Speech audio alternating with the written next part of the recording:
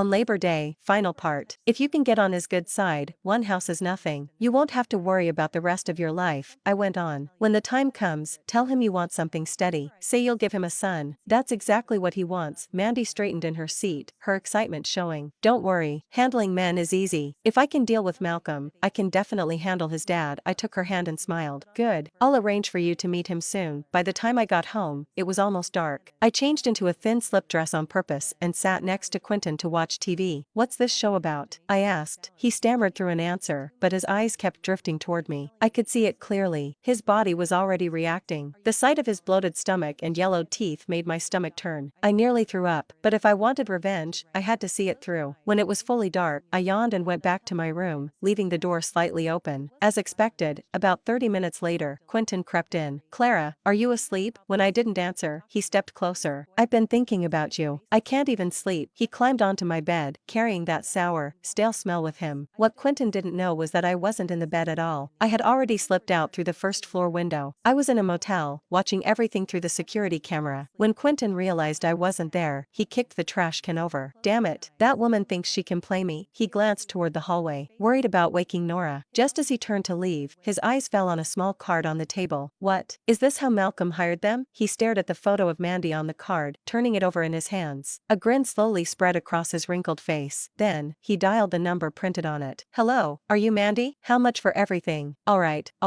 I'll come now. Wait for me. He hung up, almost excited, and hurried out. The next morning, Mandy called me. Got him, she said, her voice bright with satisfaction. Your father-in-law is old, but he's still got it in him. I let out a faint smile. Did he say anything? He did. Said the house is his. He's going back today to get the deed and transfer it to me. After the call ended, I couldn't help laughing. That house belonged to both him and Nora. If Nora found out he had given it away to someone like Mandy, I wondered what she would do. Sure enough, that afternoon, I watched through the camera as Quentin turned the house upside down, searching everywhere. When I saw him sneak out with the deed in hand, I finally went home. At dinner, I had just taken a seat when Nora slammed her fork down. Clara, her long nails came close to my face. When exactly are you going to sleep with Vincent? I paused. I'm still getting my health in order. How long is that supposed to take? It's already been days. Her voice rose, sharp and impatient. Don't try to stall me. I picked a date. Tomorrow works. You'll be with Vincent tomorrow. I glanced at Vincent. His head was lowered, almost buried in his bowl. When I didn't answer, Nora slammed the table again. I didn't bring you into this family so you could sit around. Starting tomorrow, you're not going anywhere. You stay here and have that child. So that was it. No one in this house saw me as a person. I agreed on the surface, but under the table, I sent Mandy a message. Come by tomorrow. There's still some hidden cash in the house.